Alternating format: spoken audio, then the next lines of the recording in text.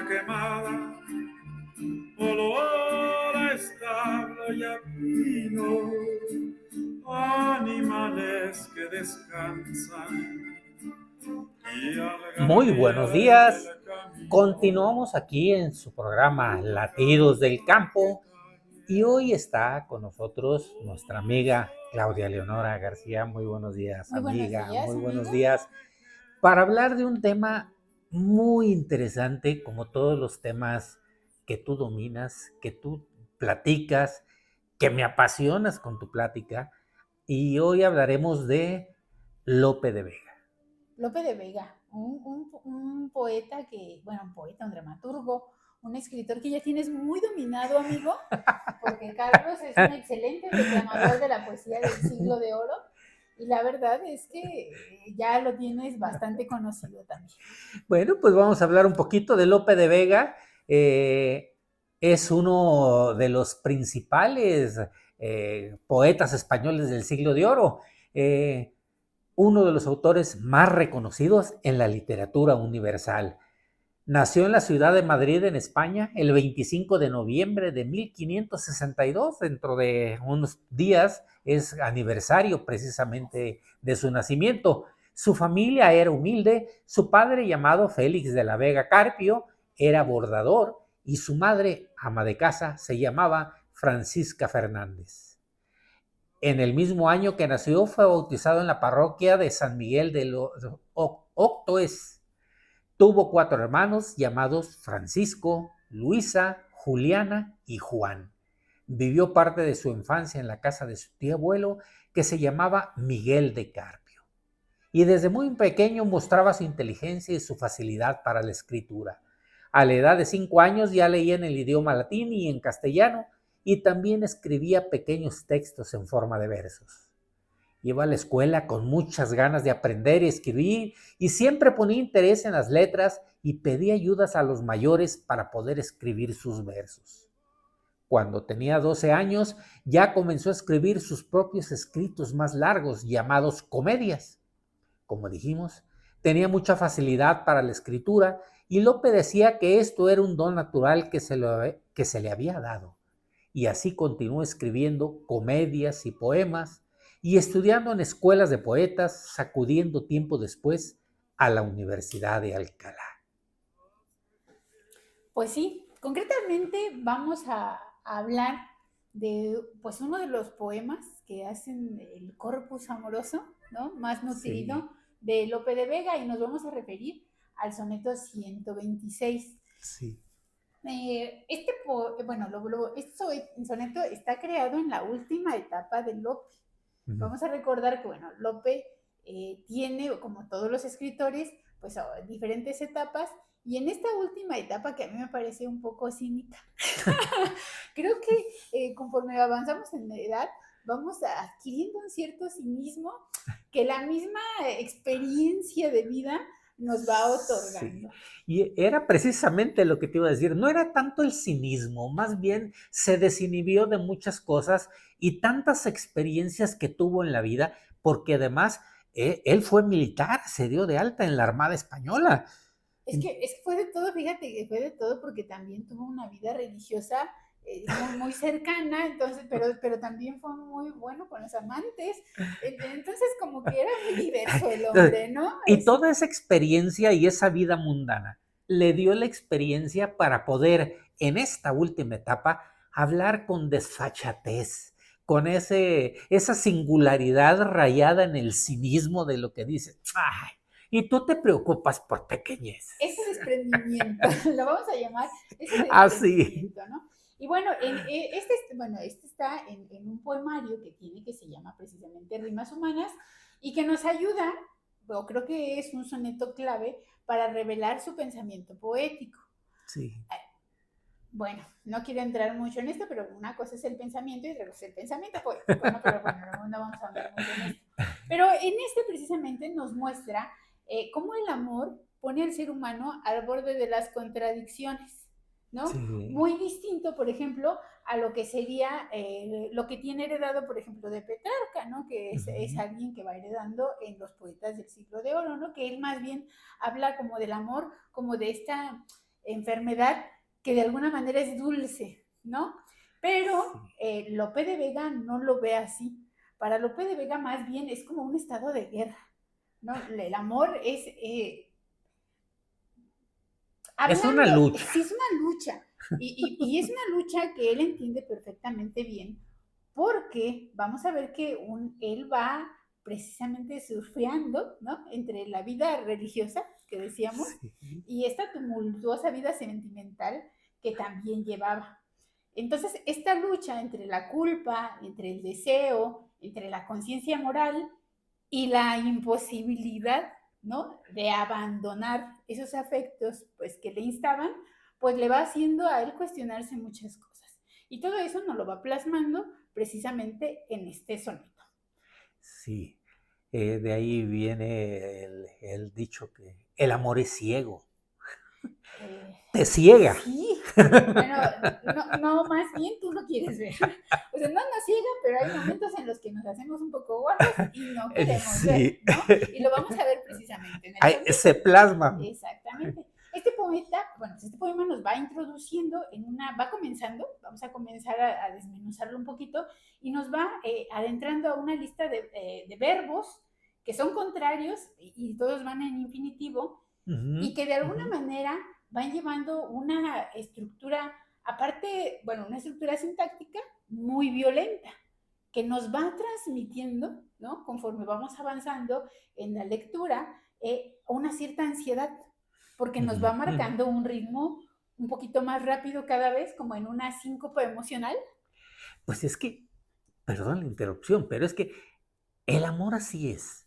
Cuando empiezas una relación con una persona, antes de que llegue a haber esa conjunción y ese entendimiento pleno para decir, sí quiero vivir el resto de mi vida con esta persona, surgen todas esas dudas, Si llega el surgen, entendimiento si pleno. llega, si no, están tu mundo entre esas dudas, entre si me quiere, me pone el cuerno, de veras me amará, piensa en mí, me quiero morir, desfallezco.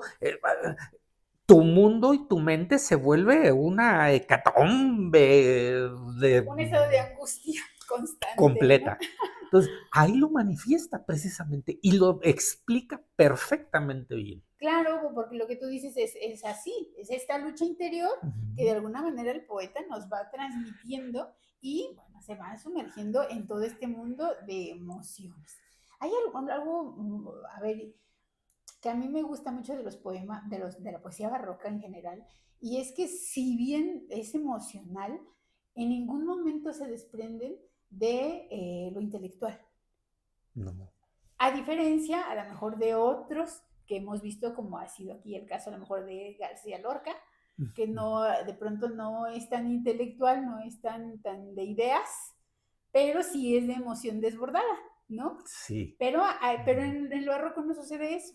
O sea, en el barroco va mediando tanto la forma como el qué. Es decir, es importante lo que se dice y el cómo se dice. Bueno, es que basta traspolar la poesía al arte barroco y te vas a dar cuenta que cuidan mucho las formas y lo que transmiten con esas esculturas en las fachadas de las iglesias, con tantos elementos, con significados diferentes, pero que al mismo tiempo lo unen en una idea general. Eso, ya quisiéramos que muchos de nuestros jefes también cuidaran más las formas, ¿no? El qué como el cómo, ¿no? Exacto. Pero bueno, son cosas que no debemos, que podemos aprender bastante bien del barroco, ¿no? Y en general de la poesía del siglo, De oro de español. todos los escritores del siglo de oro. Y vamos a comenzar, fíjate cómo comienza si me ayudas, Sí. vamos a leer la primera El primer estrofa, párrafo, sí. los primeros 4 versos. Desmayarse, atreverse, estar furioso. Áspero, tierno, liberal, esquivo. Alentado, mortal, difunto, vivo. Leal, traidor, cobarde y animoso. Fíjate cómo esta violencia que va desbordando, este sentimiento amoroso, se va desencadenando, pero como en actitudes extremas, ¿no? Y nos las va enumerando. traidor, cobarde y Y animoso. el ¿no? último, ay, animoso. No, porque no Sí. pierde, el enamorado no pierde la esperanza. Claro, es lo ¿no? último que Entonces, pierde. Estará mordiéndose la lengua, pero al final él sigue con el ánimo y el espíritu de que lo van a querer, de que sí lo aman. y es que el enamorado, pues, todos los que nos hemos enamorado alguna vez, ¿no? Pues somos capaces de sacar lo mejor y lo peor Sí. de nosotros cuando nos sentimos pues, rechazados. Estamos hablando, a ver, el amor tiene muchas excepciones, pero estamos hablando del enamoramiento, ¿no? Sí. Para que quede claro, ¿no? Y el enamoramiento siempre tiene mucho de egoísta. Y pasa lo mismo. ¿Se han de acordar cuando tuvieron por ahí algún novio, alguna novia? De los pocos, muchos X que haya tenido cada uno. ¿Cómo fue ese rompimiento? Al principio fue la ilusión, lo bonito, lo padre, ay, uy, caminando en algodones, en las nubes. Cualquier cosa era una ilusión. Sí, Ay, claro, ni te me tocaba, habló, pero tú me va a pensabas que te hablar y veía.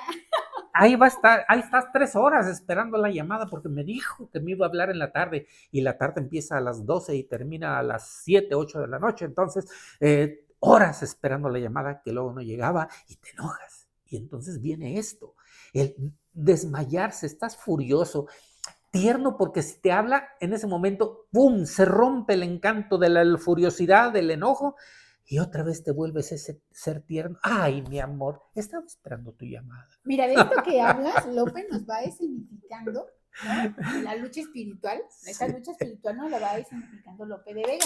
Y precisamente, si me apoyas, por favor, en el siguiente verso, que es de lo que tú hablabas, ¿no?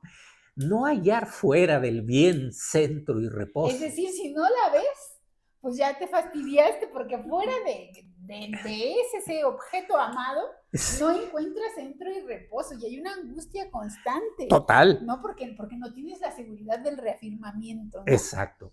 Mostrarse alegre, triste, humilde, altivo, enojado, valiente, fugitivo, satisfecho, ofendido, receloso. Sí, pues porque me dejó en visto, ¿no? Me dejó en visto y cómo es posible. Entonces ya comenzamos con. Y nada más nos pestañean 2 veces, aunque estamos que no cabemos de alegría, después estamos sumergidos en la tristeza absoluta, somos humildes porque llegamos a extremos vergonzosos, ¿no? Con tal de mostrar nuestro afecto y en momentos somos altivos. Es decir, Sí, claro. pasamos y no estoy viendo que me estás viendo. ¿No? Sí. Entonces, Ignoro. todos, exactamente. Y bueno, pues luego de establecer esta dialéctica donde nos muestra pues esta clara lista de contradicciones y que de alguna manera también son, según mi punto de vista, elecciones de esta lucha emocional. Y voy a repetir la palabra, son elecciones de esta lucha emocional, pues esta conciencia de estar atrapado no en una contradicción momentánea, porque a lo que Lope nos muestra aquí no es una contradicción momentánea, sino más bien una condición estable y repetiría yo, elegida. Sí. Es que en el inconsciente tal vez no existe, y aunque no lo tengamos presente o no lo queramos aceptar, es bastante más consciente de lo que creemos. Sí. ¿Vale? Entonces, ¿me ayudas por favor con el siguiente? Huir el rostro al claro desengaño. Fíjate nada más, estás viendo cómo están las cosas, pero Oye, huyes el lo rostro. huyes. O sea, Claro. ahí está el desengaño. Comadre, no te quiere. Sí, pero no lo ves Pero no porque lo vas estás a aceptar, ilusionado. porque todo el mundo tiene la culpa. Claro. Menos él. Ni ella. Ni tú. No, es Nadie. el mundo que está en contra de ti. Sí, ¿no? nos ven mal, nos tienen Ya envidia. sé. Entonces, huimos el rostro al claro desengaño. Beber veneno por licor suave. Olvidar el provecho. Amar el daño. Pero, ay, es que el amor todo lo vence, porque mi amor es verdadero. Sí, está bien. Sí, comadre, muy bien. Like y compartir. O sea, olvidas el provecho. Sí. Olvidas el bien propio. Tu bien. Te enmascaras, te confundes, te engañas tú mismo. Y te aferras al daño. No ves el daño. Más bien, lo transformas y no lo quieres ver. Sabes que ahí está, que te molesta, te lastima, pero no lo quieres ver porque sigues idealizando a esa persona. No duermes, no comes, te angustias, te está dejando claro, porque vamos a ver, el dinero, la juventud y el amor se notan a kilómetros. O sea, nadie te lo tiene que explicar, ¿no? Sí, yo digo, bueno, si tienes dudas entre si te ama o no te ama, lo más seguro es que no te ame, porque si te queda duda, bueno, Pues sí, está bien, ¿no? efectivamente. Pero bueno, y bueno, aquí ya al final nos va ofreciendo, bueno, más bien ya no nos ofrece más ningún consuelo, porque Lope de Vega lo No. que tiene es que él sí no nos engaña. O sea, Lope, dentro de todo lo que nos va narrando, nos va dejando como muy clara la verdad del ser humano. Y la verdad del ser humano es vivir inmerso en esta serie de contradicciones. No hay nada Sí. tan verdadero en el ser humano para Lope de Vega, digo, pueden estar o no de acuerdo, y ya eso es cuestión de cada quien, como la contradicción, ¿no? Así es. Y aquí queda muy claro en esta descripción que hace. Creer que un cielo en un infierno cabe O sea, ¿tú crees que ese es tu cielo? es el sol y la luna, el día y la noche, el agua y el aceite. ¿Caben juntos? Estás viviendo un infierno y todavía te preguntas si en algún momento tu vida cambiará. Creer que ¿Va a un ser cielo posible? en un infierno cabe, pues no sé. Yo no lo sé, pregúntenselo. Dar la vida y el alma a un desengaño. Porque todo lo hacemos por amor, dar la vida y el alma a un desengaño. Esto es amor. Quien lo probó lo sabe. Pues sí, también yo lo he probado y lo sé. O sea, puedo dar fe y legalidad de todo lo que dice Lope de Vega. Pero fíjate, ahora vamos a unir estos últimos tres renglones para que lo entiendan perfectamente bien. Creer que un cielo en un infierno cabe. Dar la vida y el alma a un desengaño. Esto es amor. Quien lo probó lo sabe. Claro, porque cuando estamos enamorados, somos capaces de todo, amigo. O sea, somos capaces de entregarlo De todo darlo todo. y pasamos por nuestros infiernos. Ujú. Pero pensamos que vale la pena. Lo creemos firmemente. Sí, claro, por eso lo hacemos. Por eso nos aferramos.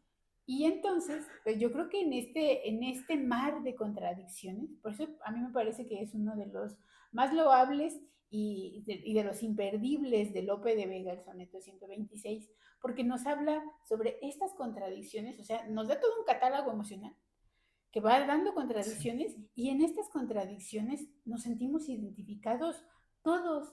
Yo no creo que alguien joven, viejo, hombre, mujer, vamos, no haya sentido en algún momento esto.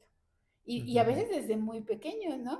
Por eso Sí. cuando los niños pierden el objeto amoroso que es la madre, ¿no? En su momento hacen berrinches tremendos con el padre, porque les está haciendo muy angustioso que este objeto de Sí. amor, pues de alguna manera lo sientan en riesgo. Entonces, Ujú, no es ujú. cuestión, y bueno, en la adolescencia, ya te cuento yo que trabajo con adolescentes, es que es que es el amor de mi vida, maestra, se lo prometo que es el amor de mi vida. Y yo digo, mira, sí, yo te entiendo, sí, es el amor de tu vida, yo creo en el amor de la vida, por eso ya llevo varios. Es Es el decir, amor de tu vida en este momento. claro, Cuéntamelo dentro de un año. y lo más importante, pues, bueno, ay, caramba, algo cayó. Bueno, precisamente digo, bueno, pues por eso hay que, pero conforme vamos ganando experiencia, pues nos vamos haciendo más a la idea que a veces estas emociones tan desbordadas, pues tenemos que mesurarlas un poco. Sí. Aunque ya cuando nos enfrentamos a este tipo de enamoramientos, amigo, es que no hay edad. No, lo enmascaras, lo cubres, te mientes, tú mismo ves el mundo de otra forma y no te deja ver más allá de lo que tú crees y quieres ver. Ese es el engaño o lo bonito del amor, como lo quieras ver. No sé exactamente qué edad tendría Lope de Vega cuando ha escrito este soneto, me parece que fue escrito en 1634, pero sí sé que ya es en la etapa bastante madura Y estamos hablando, no sé, tal vez alrededor de los 70 años, no Entre sé. 60 a 70 años, Lo, cuando menos de edad. sí, lo vamos a investigar y se los vamos a dejar ahí en la descripción para que tengan el dato preciso. Pero bueno, esperamos que hayan pues disfrutado de este Así como lo soneto. disfrutamos nosotros. Sí, y pues que de alguna manera pues veamos cómo no somos los únicos que han visto un poco de cinismo en este tema del amor. Gracias, Claudia Leonora. Y bueno, en el campo también hay grandes escritores, hay grandes poetas, grandes filósofos. Y no porque los reconozcan y les hagan monumentos, les escriban obras, simplemente la vida, el día a día, los llega a filosofar y a entender estas cuestiones de la vida. Y estas cuestiones de la vida son precisamente los latidos del campo. Muchas gracias. Gracias a ti.